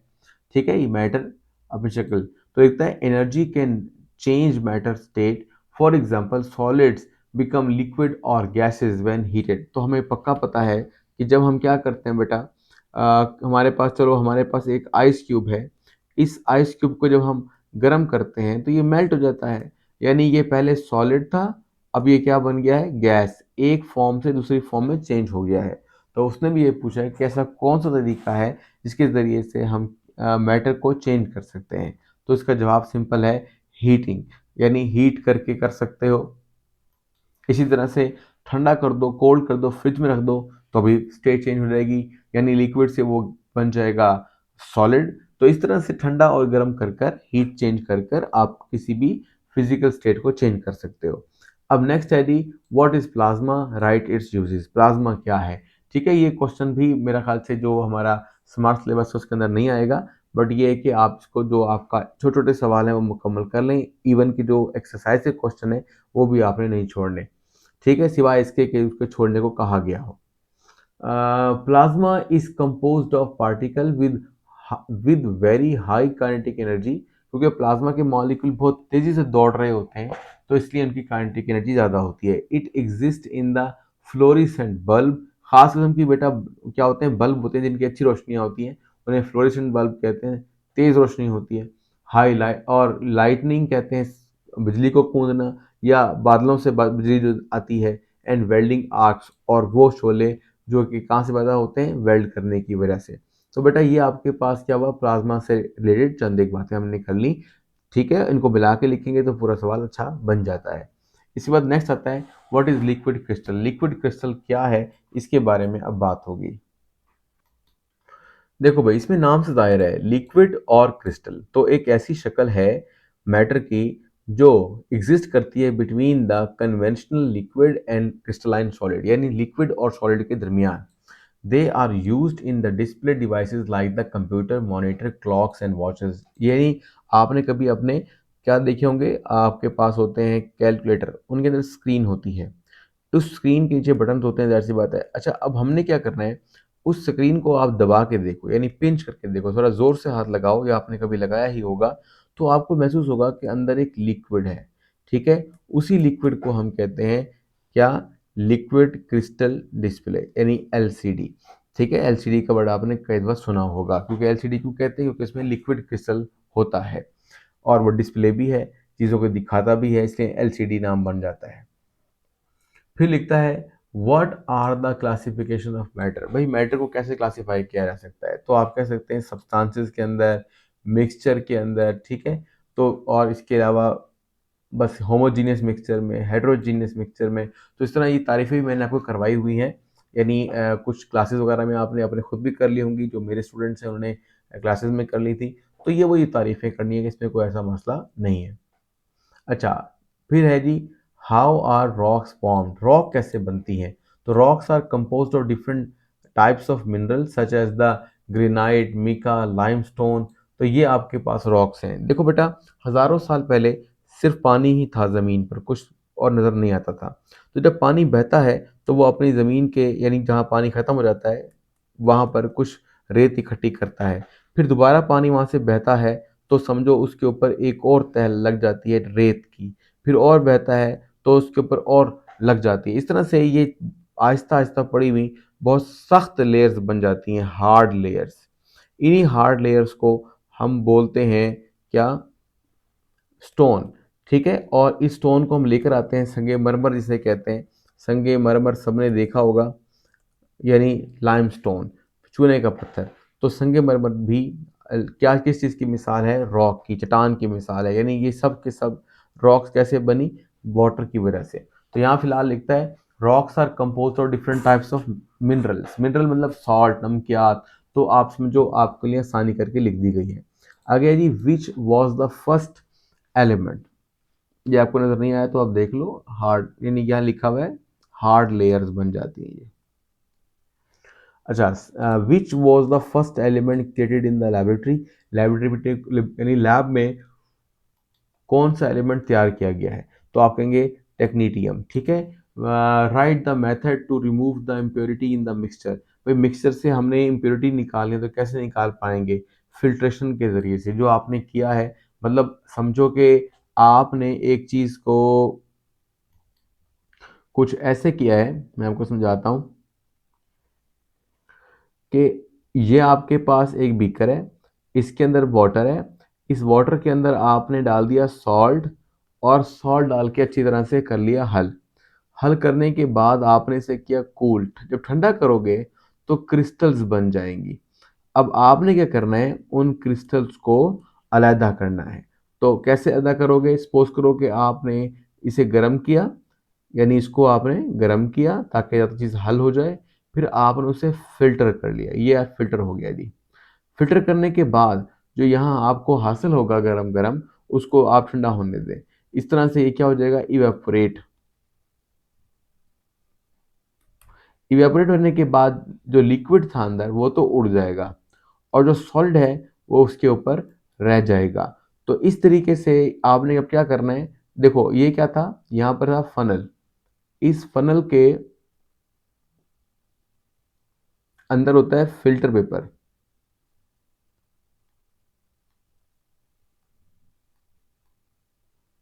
तो ये आपके पास है जी फ़िल्टर पेपर। ठीक है? और इस अमल का नाम क्या है? इस अमल का नाम है फ़िल्ट्रेशन। तो आपने फ़िल्ट्रेशन कर लीजिए। ठीक है? फ़िल्ट्रेशन से क्या हासिल हुआ? से हासिल हुआ जी क्रिस्टल्स हासिल हुए। क्रिस्टल लेने का क्या मकसद था? भई ये प्योर होते हैं। ठीक है? इस तरह किसी भी शय को ख़ालिस करने का तरीका क्रिस्टलाइज़ेशन का तरीका इस्तेमाल हो सकता है। अच्छा, फिर उसके बाद नेक्स्ट आता है why compound show a chemical formula. भाई कंपाउंड का केमिकल फार्मूला क्यों शो होता है या कैसे शो होता है? तो because they have fixed ratio by mass. देखो अगर मैं मिसाल कहता हूँ कि एक कंपाउंड है ग्लूकोज C6H12O6, तो जब हम उसका मुशाहिदा करते हैं तो हमें कार्बन की तादाद 6, ऑक्सीजन की 6 और यहाँ 12 नज़र आती है एक्सपेरिमेंट करने पर। ठीक है? वो कैसे करने हैं वो बड़ी क्लासेस की बात है, अभी फ़िलहाल आप समझ लो।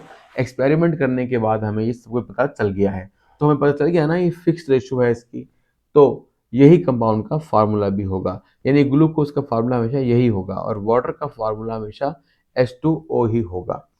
फिर आगे लिखता है डिफाइन एलिमेंट। एलिमेंट क्या है? तो बेटा एलिमेंट को डिफाइन करना है, कंपाउंड को डिफाइन करना है, और इनकी एग्जांपल देनी है। ये सब कुछ रिपीट हो रहा है, बड़ा आसान सा है। डिफाइन टर्म एलोट्रॉपी, ये आप समझ लो, ये नई चीज़ आई है। तो एलोट्रॉपी में क्या होता है? Element exist in more than one structural form with different physical and chemical properties. देखो अगर सपोज करो कि हमारे पास ऑक्सीजन है और उसकी दो शक्लें हैं, जैसे मिसाल के तौर पे हम ये कहते हैं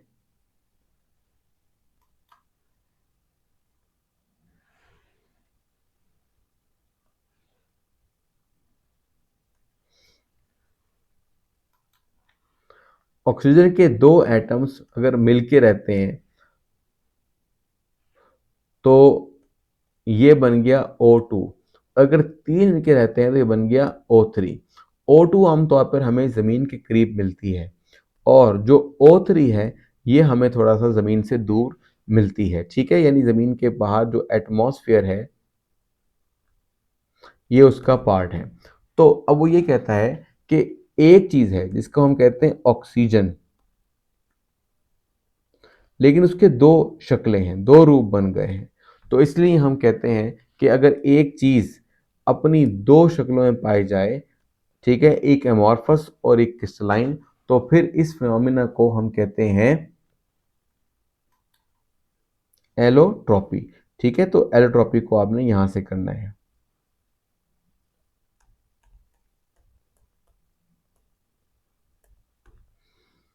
इसकी मिसाल और भी कुछ ली जा सकती है, जैसे कि सल्फर। सल्फर में प्लास्टिक सल्फर भी होता है, रोम्बिक भी होता है सल्फर, और मोनोक्लिनिक सल्फर भी होता है। रोम्बिक और मोनोक्लिनिक अच्छी मिसाल है फॉर द सल्फर। अच्छा, इसके बाद what is difference between the diamond and graphite? दोनों कार्बन होते हैं, लेकिन डायमंड थोड़ा मुख्तलिफ होता है ग्रेफाइट से, ठीक है। तो यहाँ पे लिखा है diamond has giant molecular form.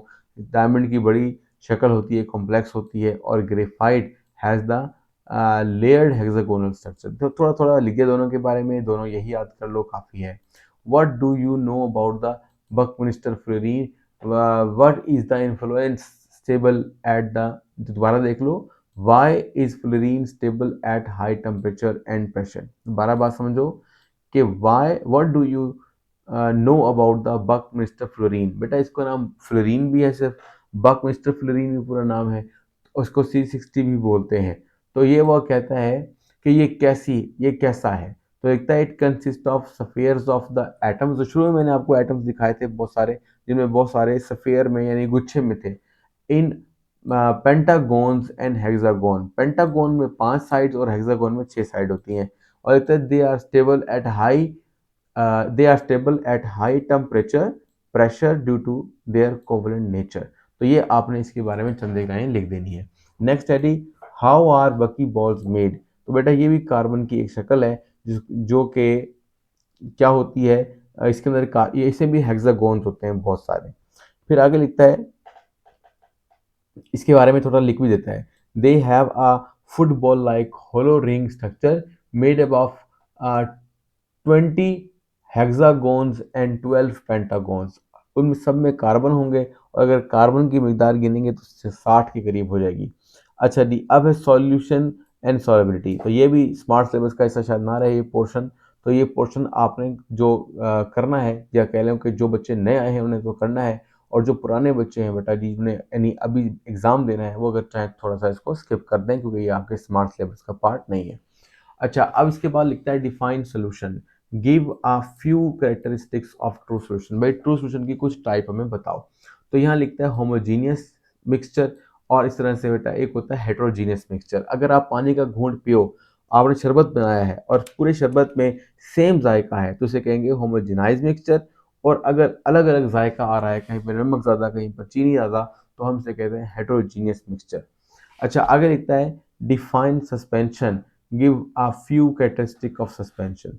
Suspension के बारे में बात करनी है, तो ये भी थोड़ा सा, a mixture has solute particle do not dissolve, यानी एक ऐसे उसके पास चाहे जो पानी में हल नहीं होती। तो characteristics property particles can be seen settle down over time and cannot pass through the filter paper।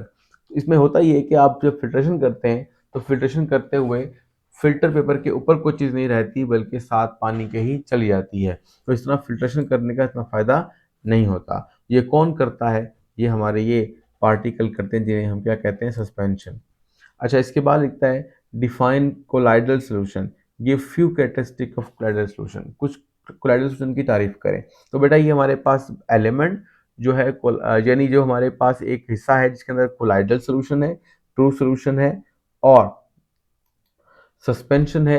ये सारे बुक में एक पेज पे लिखे हैं। उम्मीद है कि आपने याद कर लिए होंगे। अगर किसी किस्म का मसला है तो बताइएगा, इंशाल्लाह फिर उसको रिजॉल्व कर देंगे। अगर लिखता है how can the formation of the mixture be useful in the daily life. भाई डेली लाइफ में मिक्सचर का क्या काम है? तो फिर ये खुद लिख दीजिएगा। इससे हम क्या कर सकते हैं, एयर वी ब्रीथ, हवा में जो ब्रीदिंग यानी हवा जो ब्रीथ करने के काम आती है।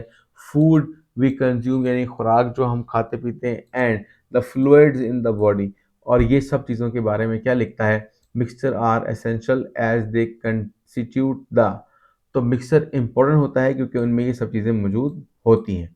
Question 48, how is an unsaturated solution form? भाई अनसैचुरेटेड सोल्यूशन कैसे बनता है? अगर एक सोल्यूशन के पास मजीद हल करने की सलाहियत है तो वो अनसैचुरेटेड है। Justify with example that solubility of salt, ये विषय कभी फिलहाल छोड़ दें। इसके बाद अगर ये क्वेश्चन चैप्टर पूरा आता है फिर आप कर लीजिएगा।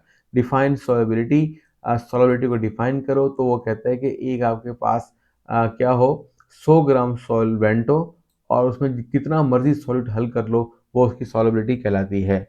मतलब आप ये सोचो, मैं आपको समझा देता हूँ।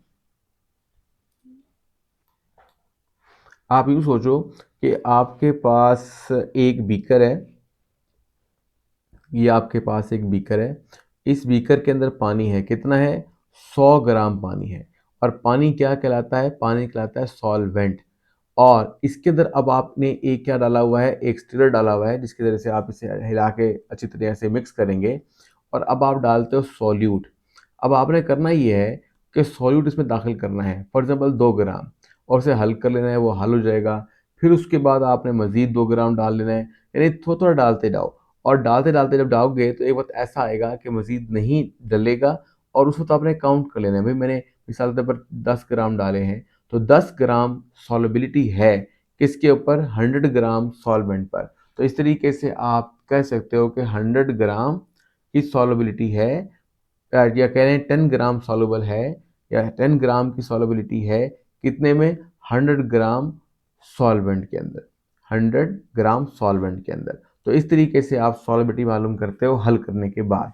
और फिर आखिरी क्वेश्चन आ रहा है बेटा, कहता है कि why does the solubility of lithium carbonate and calcium chromate decrease with the increase in temperature?